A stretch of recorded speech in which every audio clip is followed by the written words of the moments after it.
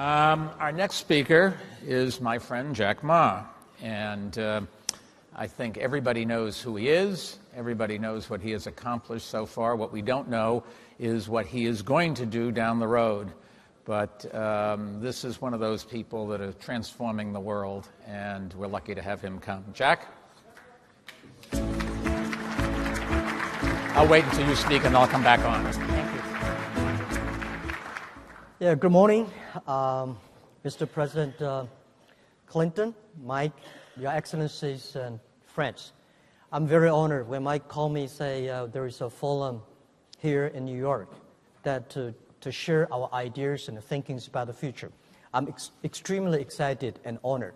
I'm not a politician, I'm not a scientist, I'm a business people. I would be very happy to share some of the thought that we as an entrepreneur, what we learn from our lives, what the attitude we should face for the future. And I think as entrepreneur, we know very clearly that if we lose the leadership, if we lose our vision, our company will go nowhere. When my company is very tiny, every day we're looking for opportunities to make our company big. Now today my company is big. Every day I worry about what are the risks, what are the things that are going to stop us, that's going to be the cancer of the company. And when we figure out the problems, we have to think about one thing, how we can change these problems, become opportunities. In this world, most of the people, by seeing is believing. But only those great leaders, when they believe the future, then they see the real stuffs. So I think today people worry a lot. But I think we are much underestimate the huge technology revolution that it was going to bring to the world, the impact. We are entering the world that is full of opportunities and full of challenges. And this kind of era in the human lives, we have seen very few of them. I think in the past 300 years, we only see 3 times. And I think the problem of today is so big and too big, now not even one government or any business can solve. So we have to work in together. If we do not work in together, I think the world is going to be more tough and much more frustration. The world is moving from IT to DT. A lot of people don't know what is DT, and it's just like a lot of people don't know what is IT. The IT, information technology, is shifting to the data technology. This is not about the technology upgrading. It's about the philosophy. It's about the way we're doing things. The world used to focus on 80%. They just focus on 20%. As I say, a lot of financial institutions, they focus on supporting 20% of the big companies. And by 您是否一直在寻找一个趋势稳定的事业，一个永续赚钱的方式？如你还苦于不知道如何抓住这波商机，接下来会让您的人生发生巨大的变化。当今社会，互联网冲击导致很多传统生意实体店和公司关门倒闭。随着互联网概念的提出，雨后春笋般出现大批的微商、电商、直销员、资金盘、拆分盘、电子股等鱼龙混杂的理财项目，导致众多创业者没方法、没客户、不会推广、不会讲解、不会管理团队，被拉黑、拒绝、质疑、调侃，产品没销量、收入没保障等等，最终导致失去信心、失败放弃。这些瓶颈到底如何突破？现在不是钱难赚了，而是赚钱的方式变了。如今互联网时代，你是否想过让手机变成我们赚钱的工具？如果你目前很迷茫，找不到赚钱的方向，那么这就是你最佳的事业机会。一部手机，一台电脑，人到哪里，钱就赚到哪里。让你在玩手机的同时，可以玩出不错的收入。在这里有人教，有人帮，有人带，没有风险，没有压力。想赚钱加雄伟教练微信71002805777100280557。真正的精彩在后面等着你。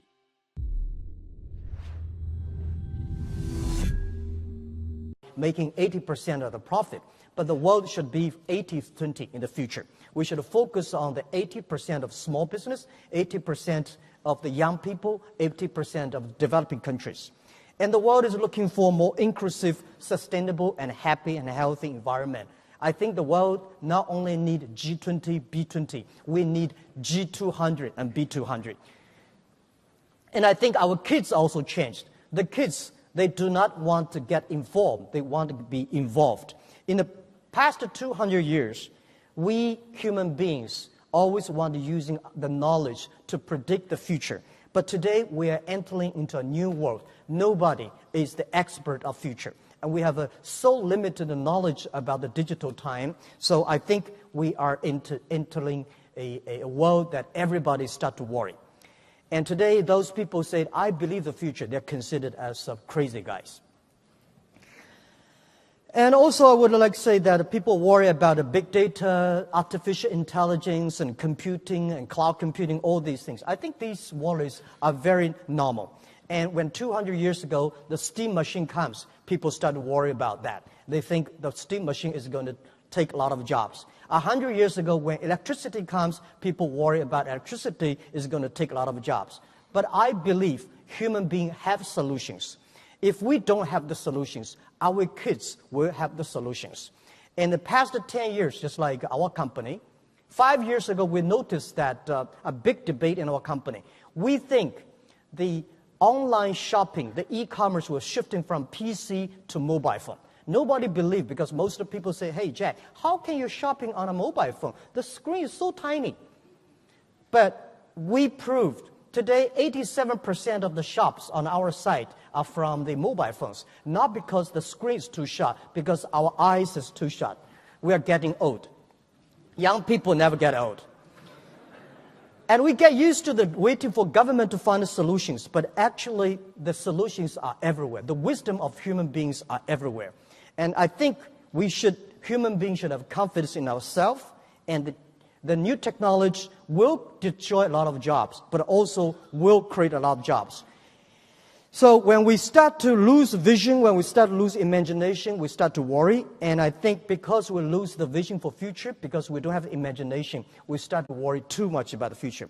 Today we see the steam machines bring a lot of jobs for the world, and electricity also bring a lot of jobs for the world. The DT, the data technology, is going to bring a lot of jobs for the world. The question is whether we are ready and whether we are qualified for these new jobs.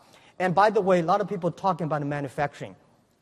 I think manufacturing will never bring a lot of jobs. In the last 200 years, manufacturing brings jobs. But today, because of the artificial intelligence, because of the robots, manufacturing is no longer being the main engine of creating jobs. Service industry is going to be the main driver for job creations.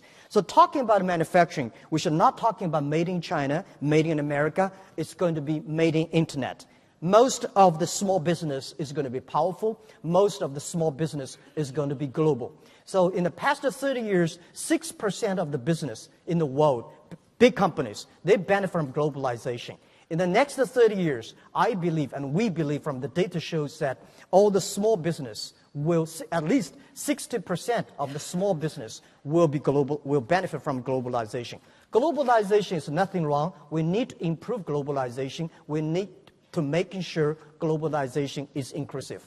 And people worry about the machine is going to control human beings. I think people should have confidence. Human beings should have the self-confidence. Human beings have the wisdom. Machine does not have the wisdom. We should never, I think we should not think about artificial intelligence. We should talk about machine intelligence.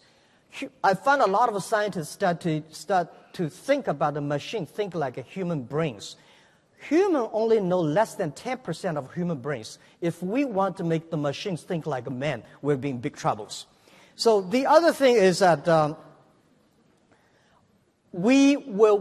I don't like a lot of scientists and engineers talking about the business leader, scare people away about the technology. I'm a non-technology guy. The only thing I know about a computer is send and receive email and browse. I don't know what is coding, but we can lead the technology. And the thing is that in the past 30 years, we make people like a machine. Next 30 years, we will make machine like a people. But the difference is that machine should be machine-like, people should be people-like.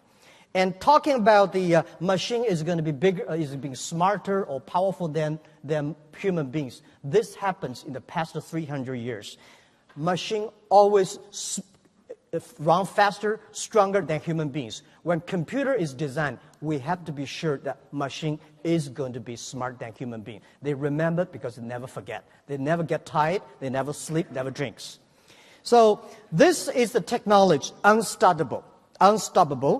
And we should know that the machine does not have a heart. Machine does not have soul, and machine does not have a belief. Human beings have the souls, have the belief, have the value. We are creative. We are surely that we can control the machines. So the technology is unstoppable. We don't have the answer for the future, but there is answer for the future. That is why we should stop finger pointing each other. By working together, solve the problem. So what is the solution for those challenges? I think we should change ourselves, embrace the future. Those people worry about tomorrow are those people who are successful and those people who are above 50 years old. It is so difficult. The most difficult thing in this world is to change a successful people. And the other thing is our young people never worry. Those people who are over 50 years old, they worry a lot.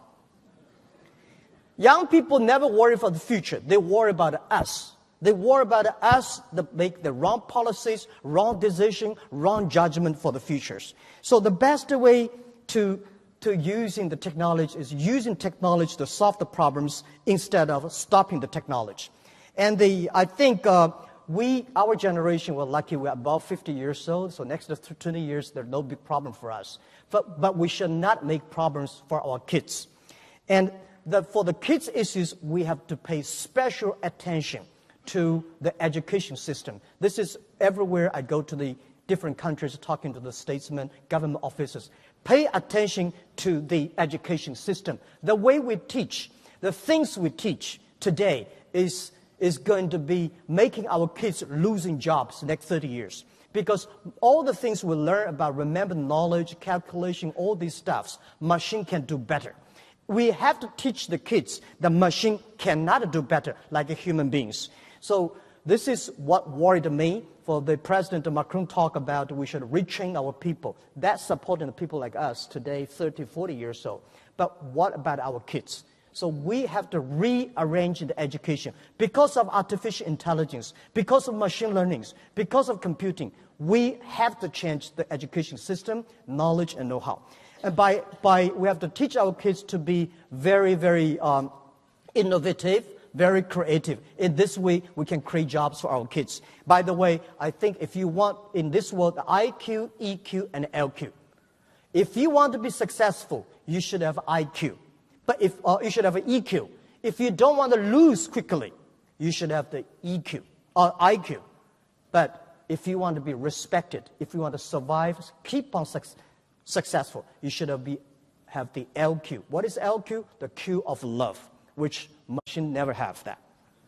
So, finally, by closing that, I think we are optimistic as a business people. I'm optimistic, positive for the future, for the technology. But we also have to be very, very careful that the first technology revolution caused World War I. Second technology revolution caused World War II. Now we are the third technology revolution. The World War III should be against poverty, disease, and environment pollutions. Otherwise, human beings will have problems. This is what I want to share with you. Thank you very much. Thank you. Jack, thank you. This is going to surprise everybody in this room, but I am a little on the other side of 50. My daughters are on the younger side of 50.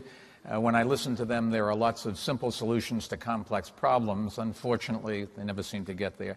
I happen to be one of the people that couldn't agree more with you. Machines are not going to take over the world. It's judgment and understanding and treating people as human beings that really is what matters, and it matters in business.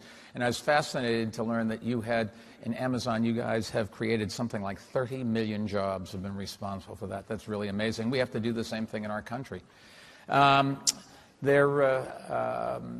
You are a special ambassador to the UN on trade and small business and entrepreneurship. Congratulations. The new SG really needs some help, and he is thrilled to have you. We talked about it. When you meet all of these heads of states, what do you tell them? Yeah, I think first when I go to a lot of countries, especially developing countries, the government started to worry. Well, we don't have infrastructure of telecommunication. We don't have computers. We don't have this and that. So we cannot do internet. But I tell the internet is going to be the infrastructure. If we don't have if the people are not connected to the internet next to 30 years, it's just like 30 years ago, people are not connected to electricity. Alibaba grew fast in the past 18 years. 18 years ago, there's no infrastructure of internet, of e-commerce in China. We built from scratches. So I'm telling a lot of governments and officials that pay special attention to the next 30 years. Every technology revolution takes about 50 years. The first 20 years about technology. Next 30 years about application of the technology. Electricity was not invented in America. It's invented in Europe. Cars was invented in Europe, not America. But America using cars, electricity, better than the Europe. So what I want to say, pay special attention to the next 30 years, making sure your people get reach to the internet, and internet can be the infrastructure of your country. And second is pay special attention to those people who are below 30 years old, because they are the main driver for tomorrow. They have the confidence. And pay special attention to those companies who are young, who have less than 30 employees, because small business is going to be powerful. Last century, manufacturing make large scale standard.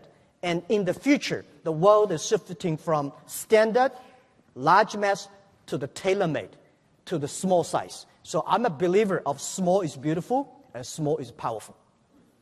And lastly, how does business and government work together to bring innovation? What's the secret sauce? The different cultures, different ways of measuring success, different ways of getting promoted, different ways of getting compensated, and yet this conference is all about the fact that they just have to work together. And you have a very successful company in a country where the government is a communist government. How do you blend the two? You've got as much a problem as the rest of us have, not more. Yeah, I think first we should stop complaining each other. Government is always trying to, I think today a lot of governments worry more than the business. This is business, people like us, we are optimistic about the future. We think there is opportunity. Because there's worries, because there's complaints, there's opportunity. So our opportunity comes from these complaints and this kind of worries.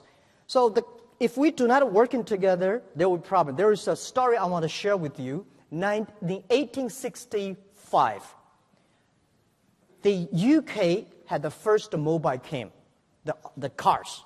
A lot of you went to the government and say, wow, this is going to destroy a lot of jobs for the horseman, because horseman at that time is a white-collar job. It's a very skillful job.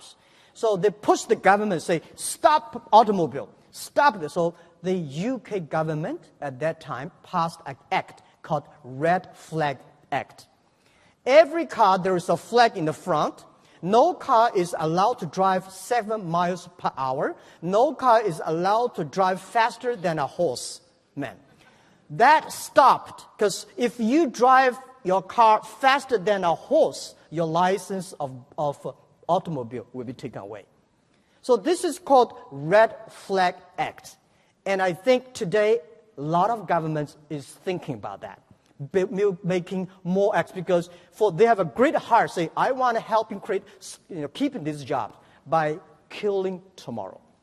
So I think as a business people like us, we have to tell the government what is the confidence, why we believe future is better. And the government should working with us, listen to us, and in this way we can build the future. Listen, thank you very much. You've done amazing things. Keep up the good work, and we have a lot to learn from you. America has a lot to learn from China, and vice versa. And I think the real message from what's happening in the world today is we need each other more than ever before, and pulling countries apart just is not good for any of the countries. The only ways we're going to grow is if everybody else grows. Thank you. We'll be right back with another great speaker. Thank you. Thank you.